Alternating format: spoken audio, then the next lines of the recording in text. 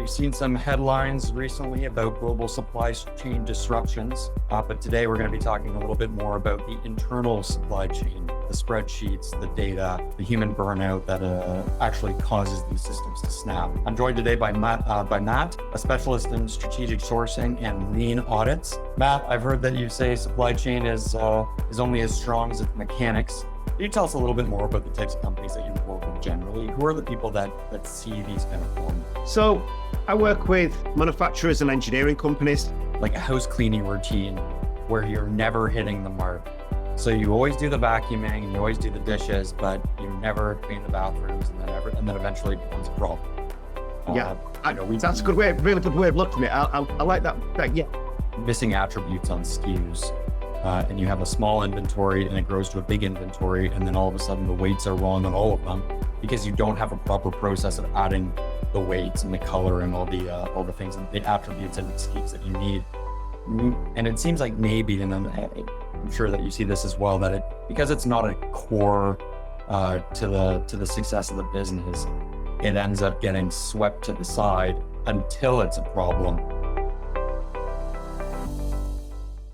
So welcome to the show, everyone. We've seen some headlines recently about global supply chain disruptions, but today we're going to be talking a little bit more about the internal supply chain, the spreadsheets, the data, the human burnout that actually causes these systems to snap. I'm joined today by Matt, a specialist in strategic sourcing and lean audits. Matt, I've heard that you say supply chain is only as strong as its mechanics.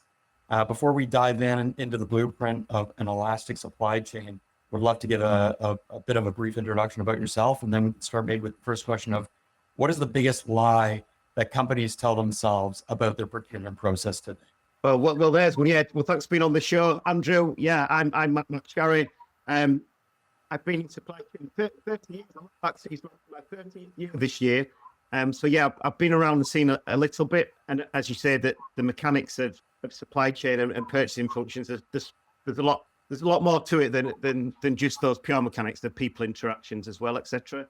You know, well, what's the biggest lie that businesses tell themselves about the procurement function? It's as basic as going out, buying some stuff for the cheapest price you can get it at. I'd say that's the lie that people tell themselves, that it's just a straightforward. It's go out there, get lowest cost, and if you have that mindset, and I see it a lot, you're setting yourself up to fail. Basically, the stuff like the global disruptions that we see, we can mitigate the big areas that are more difficult to control. Yes, internally, and look at internally, understanding your own process. I think that's always a great starting point for me, Andrew. Yeah, excellent. Can you tell us a little bit more about the types of companies that you work with generally? Who are the people that see these kind of problems? So I work with manufacturers and engineering companies. More so, we live in the global world, global environment, global supply chains. Everything has connection now. So it's not as easy as it once was, where you could just look local and you have somebody on your doorstep who you could get into your supply chain and help. So even for smaller companies now, you're looking at global supply chains. So yeah. But they need level, not just in the large multinational organizations. It's at small local levels, local businesses as well. Small businesses are all affected by the global supply chains that we have. Yeah, certainly true. Now you're talking a lot about things that sound a lot like data decay and kind of hidden leaks in a business. And I know that you've mentioned the idea of a lean audit before. When you go into a warehouse or procurement office. One of the first things that you often see is this kind of data decay, where you plug in an old system and then it dates itself quite quickly. Yeah, Andrew, you're so correct. I mean, my starting point when I go into any new appointment is I have what I call my internal supply chain, and that is I'm leaning on my continuous improvement background. It's a little bit and a term called process step, where you literally step yourself to a process and follow it through. And I start at the front end of a business, which is usually, let's say it's a customer placing an order, and how does that information flow run through the business to getting a product made and out of the door, or a service provision delivered to the customer.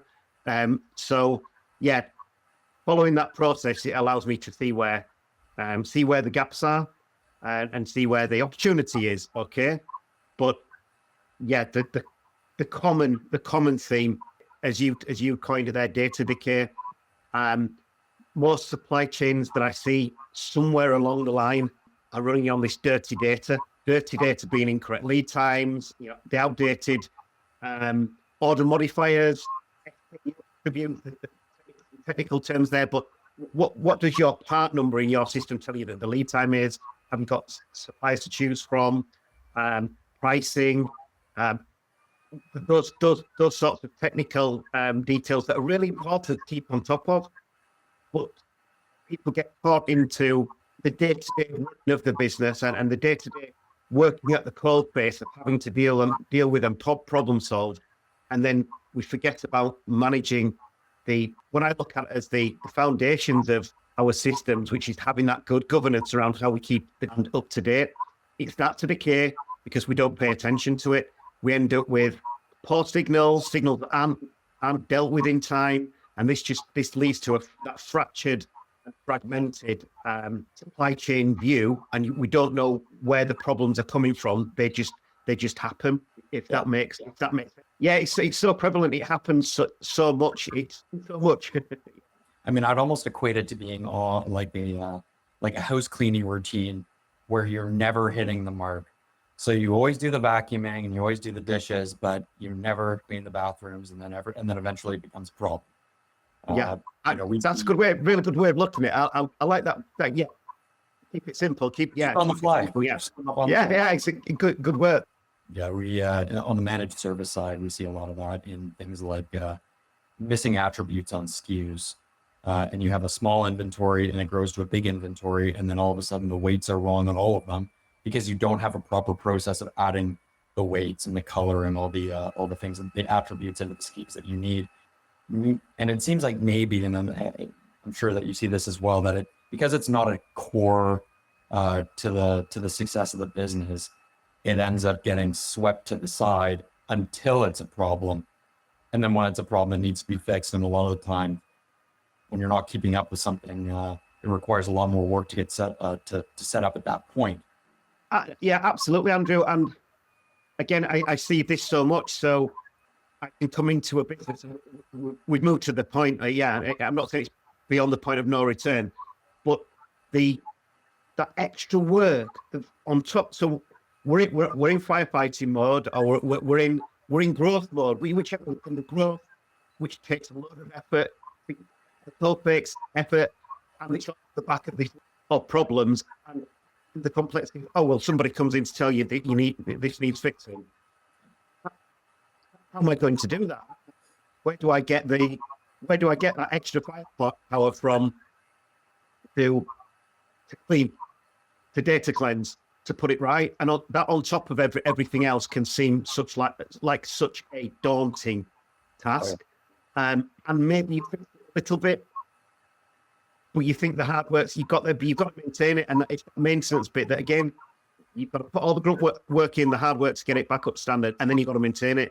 It often doesn't happen, and then another iteration of constantly having these episodes of data decay causing frontline impact problems, diverting attention from growth or delivery or whatever it is that we need to do operationally to be successful. Absolutely that. Yeah, and it's an executive problem with folks that are already working hard and they're at 80-90% capacity, and then all of a sudden they need to solve this problem. It's a challenging thing to do when they've already structured their day-to-day to meet the demands of what they need to do. So that said, the idea is, while you go in and identify the leak through the audit to help them find out what their problems are, on the VSERVE side, obviously we come in and act as a bit of a cleanup crew, so we can scrub all the data attribute and clean the data up and make a single source of truth once folks like you go in and identify the problem, which obviously makes a tremendous difference to these people who are busy. So let's move on from the data to the people. I see this all the time. A company has a brilliant 5-year strategy. They want to reshore, they want to diversify, but they have no motor to drive it. They have a lot of thinkers, but not enough of the doers to get in and actually do that kind of work. So Matt, what do you, when you're doing a strategic sourcing framework for a client, where do you see the execution usually falls apart? I think you've touched upon it there. There's the doing and there's the thinking. We need to have the strategy. We've got to have that strategy and vision, Of course. and that can generally be in place. But then we've got the ability to go and execute. As we touched upon previously, keeping on top of the data is a task in itself, and that needs resourcing, ramping up or catch up. As we touched upon earlier, the catch up from legacy decay requires so much of the do and the execution to get up there. So there's the recovery, there's the data, and there's the growth that we want in the strategy. A lot this great piece of why, how do I, and bear in mind, it's all about, no, we've not been doing it before. What do I do? What's a sensible approach to make sure that we don't fail in the next and to make sure the right talent, the right resource in place to not only close that gap and maintain that gap, to push forwards and start thinking about doing something differently. I feel that there's so much that work required here at the get it up standard, maintain the standard. Where teams and where the businesses that I work with want to be. We want to be those people to be thinking strategically, getting the best out of human beings and those people who really know the business, who maybe know that supply chain, the suppliers, know their customers who they're selling to. But when they get bogged down in that day-to-day, they're not released into doing what they can do best, which is thinking strategically, looking at vendor selection and how consolidation could be done perhaps, and how contracts need to be, could be better written around areas, or looking at how they can be placed in. Stop some of those potential future gaps happening when they're going through that strategic change process.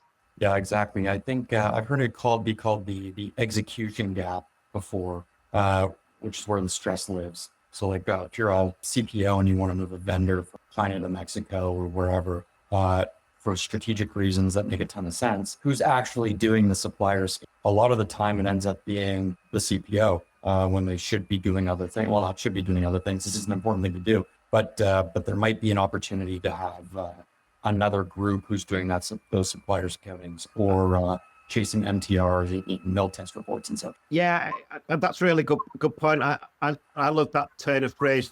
We can have the best strategy, the 5-year plan, 1, 2, 3, 5-year plan, whatever it is.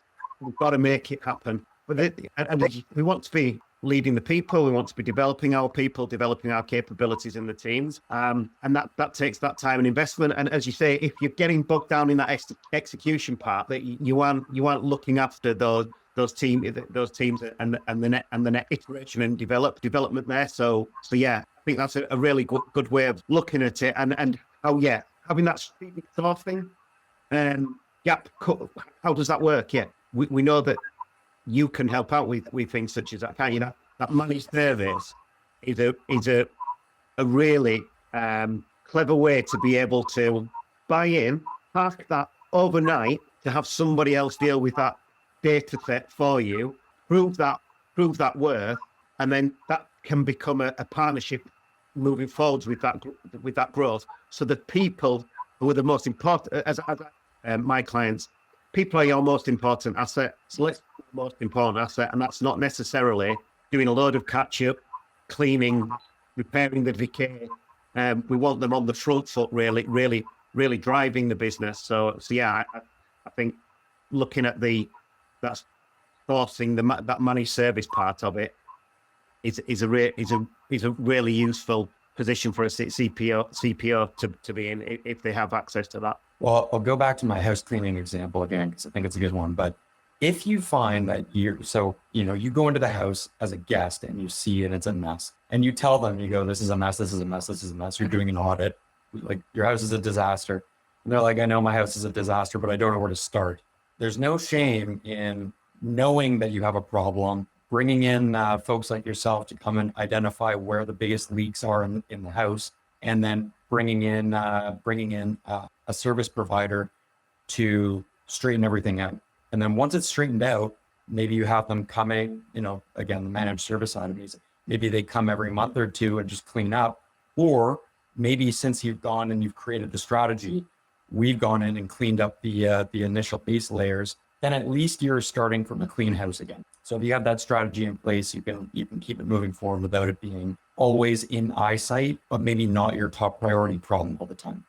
Absolutely, yeah. And that's it. You're right.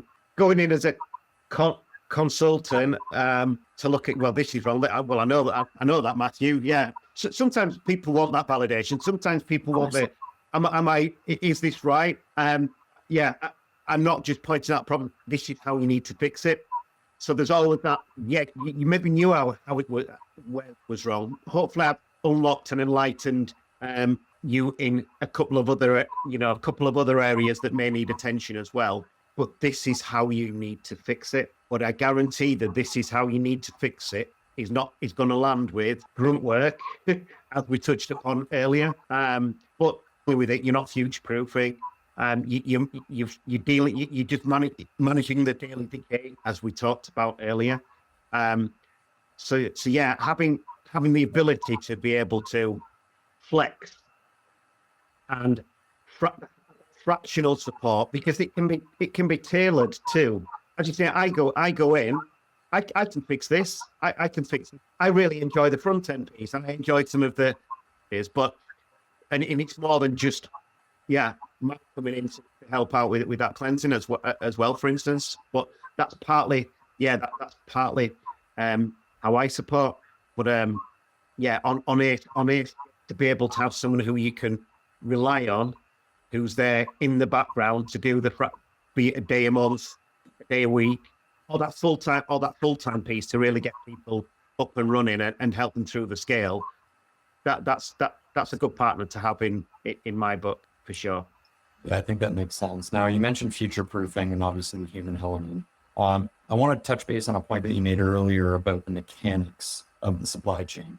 It's not a solution that you go and buy off the shelf, a SaaS solution, although those things help. You mentioned that outsourcing the repetitive tasks is obviously something that we can fix once we've identified what the problems are. But how do we actually make the business more human? Can you expand a little bit on that? How do we make the business more human? In respect of, in general, how do we make that supply chain more human? Yeah, I mean, you have the process in place, and you need to make sure that you get the people trained in a position that allows them to work in the interest of what you're trying to accomplish. I'm thinking of it from the elastic point of view, trying to make it less fragile, not tied to a system that decays. Yeah, quite. So hopefully, but with part of the work that I do as well, what I find anyway, is we've got into the position. Oh, we're in a fragile position. The business can be in a fragile position, but it doesn't know it because it's working. It's a person over here in the corner who always comes in an hour early, always stays an hour or two late, and they're working extra hours to keep things ticking over. There are so many of these people they are relied on to make it work because they know the fixes and they know that this doesn't quite work over here and I need to do this over here, or they're putting that extra graft in because things aren't right and they're having to not only double check but triple check and looking to go into other areas of the system to double check stocks are correct, etc. Go double check inventories, having to spend more time interfacing with suppliers just to validate information, which should be there, it should be right. That's the gold standard that we should be aiming for, but it's so far away. Yeah, what I found is that there's this over reliance on this person or persons or a small team maybe who are filling in for the gaps and the problems that either are slightly apparent or they're masked because of people doing this. And people don't, certain people in the business don't know what they're doing. They just know that they're, a real important part of the team because they make things work. Going back to that can be a hidden leak type, managing with that dirty data. But it's such a risk. It's such a risk because if anything happens to that person, to have I was in a situation when I was earlier in my career of managing data, sort of like this gatekeeper role. And now if I point out to people, I would say, what happens if that person wins the lottery? In the past 30 years ago, what happens if Matthew gets hit by a bus? But nowadays, what happens if that person wins the lottery? What happens if that person moves on and decides, you know what, I've had absolutely enough of this, or they're turned by a better offer, which is whatever. There are numerous reasons you lose that person, and then you're in that can be critical to a business. That can be the loop, stop the bus, operations failing left, right, and centre because it's your fundamental daily purchasing and procurement process falls flat on its face. And pretty key to getting service provision in place and getting operations working is having bits and pieces and stuff and materials available to be made. Yeah, when one person is the source of truth or the linchpin in a certain process, if they quit, then you have 2 weeks to download as much of their knowledge as possible, and it never is enough. And God, it's never enough. If something bad happens and they're gone faster than that, then what are you going to do? Yeah, absolutely. And that's not elastic, is it? No. That is not elastic whatsoever. I've seen it make catastrophic challenges, catastrophic differences to businesses on the day-to-day level. What I do on an audit is being able to identify these gaps, and then being able to manage them in a constructive fashion, being able to turn the light bulb on for the senior leader to be able to see where this is on the strategy on how to turn around that is a critical part of both do, and what coming at from different angles and what we both want to deliver to our clients. Yeah, I see it. I would say surprisingly, but it's not that surprising, amount of clients who come in as the result of a mat leave or a retirement. So when there's a mat leave and they go, oh my gosh, this person knew all of the vendors, all their pets and their dog, their kids' names and things like that, had a great relationship with these people. And, this poor intern that I'm bringing in to take over some of this responsibility doesn't know how to act. And now we're in trouble. Yeah. And, by the time you get to that point, it's a little bit too late. I mean, you get it done, but it's not without a tremendous amount of stress and additional support. Yeah. But businesses are resilient and they get through, but the stress it puts on the team, stress it puts on the business going through that period, okay, need to be the case. And you touch upon there, so we know that we need good succession planning. Leaders are aware of this. Really is down to senior leadership teams to make sure that they have robust strategies in place. The worst part of it is, as you say, the retirement or the unexpected leave. They've got those amazing relationships, but they're also covering up the decay or dealing with the system side or the poor data set. Now, someone, and you don't know about that, you can probably one or the other degree. You definitely ain't managing both aspects of it. And what's for me, the most important one is retaining those relationships. This should just work over here. Yes. Should just work. This should be the bit that we focus on in those change processes, where, as we've touched upon, the mechanics when that's set in and having to battle that on both fronts is super challenging. Yeah, if you have those risk and risk, it's all risk, and it trying to do is highlight risk, is to mitigate that. Yeah, you're here to mitigate the risk. I'm not here to. Well, it's a hand-in-hand process of identifying and standardizing processes to make it easier on the team, on the business, make everything more reliable. It's an important thing to do, and the idea is to do it before it becomes a problem, because you identify it's a problem before it becomes a real problem. So if you can you identify it, you have a lot of time in between, but you don't actually know how much time you have in between. Your car starts making that funny noise. I could go to the mechanic today, or I could go in a week, but if it happens in 3 days and your car stops working, then you're in trouble. So once you identify it, the faster you can diagnose it, the better. I entirely agree, and that's it. My audit piece, I think about all the international and global standards we have ISO standardization. In the UK, we have BRC certifications for food-based companies, and think about pharma and all those annual. I'm not saying tick box, but look about are we on track? Are we online? I'd love to bring that in for supply chains. Let's think about it like an annual check. Have we got the right person to come in, give us an honest opinion of where we're at before it becomes a problem, and mind to de-risk rather than wait until the morning you turn the car and it doesn't start, or when it just and even worse, if it starts making the funny noise, don't wait. If you as a leader, as a senior leader, we know that we feel there's something not right now. We should be doing something about it, shouldn't we? To ask the question, challenge. Well, you're going to answer my next question anyway. I was going to say, if somebody's listening and they feel like their supply chain is snapping, what is the first thing that they should look at tomorrow morning? I think it was great advice of don't wait too long. Make sure that you address the problem, get the problem identified, figure out the solution, and if you need additional support in figuring out what that solution is or what the ideal way to execute on the solution, or obviously you need the extra support.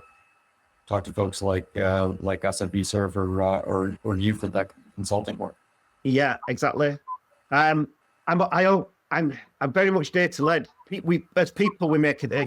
People make a difference in it. But touching up on right at the beginning of the show, where everyone is globally connected, reliance on that interconnectedness and that data. So if there's something wrong, it goes to the data. What is the data telling me? And if somebody's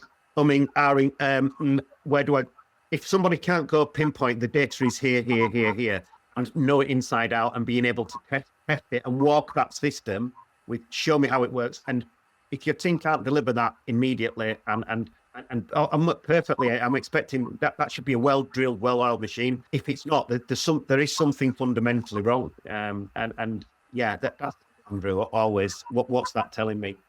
Yeah, exactly. Well, if you're ready to close the execution gap and turn your data into a single source of truth, reach out to us at VSERVE. If we can put you in touch with Matt, we obviously will. Matt, thanks again for joining us today. I'm excited to continue building some elastic supply chains. Yeah, that'd be lovely. Thanks for inviting me on. It's been great to talk. Hopefully, people can take some learning away and take some actions away. Likewise, maybe we can do this again in the future and talk about some specific situations that we're working on. All right, Matt. Thanks, Andrew. Have a great day. Bye-bye.